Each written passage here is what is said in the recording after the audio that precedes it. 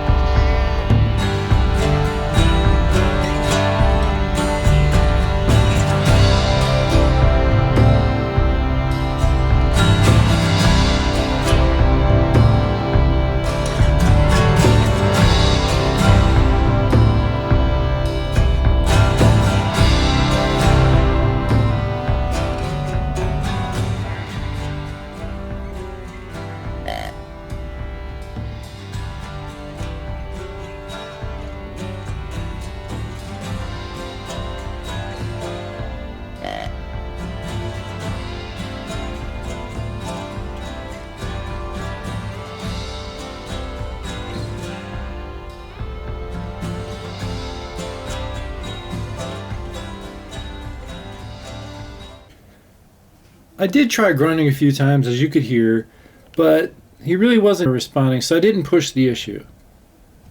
I like to just play it kind of calm in the late season. I do a little bit of calling. If it doesn't work, I leave it alone so I don't spook up the spot.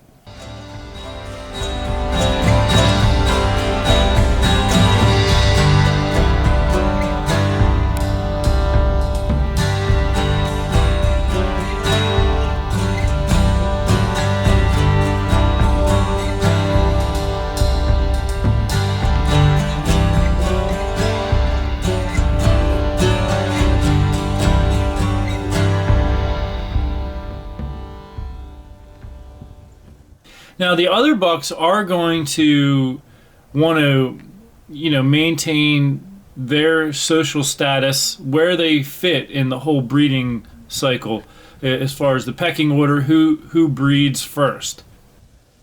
So you will see softer sparring at this time of year, and the sparring does, it doesn't get very aggressive because one, the deer are more in survival mode than intense breeding mode at this point in time. Also, their antlers are more inclined to be able to come off if they were doing aggressive sparring, and they don't want to do that just yet. They don't want to lose their antlers.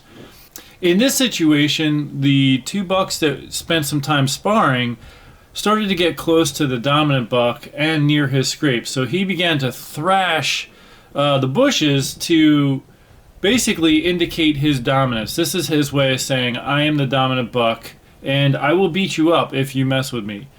That's essentially what this language is saying. So if you're able to, have a good food source in the late season, it's really going to draw the deer.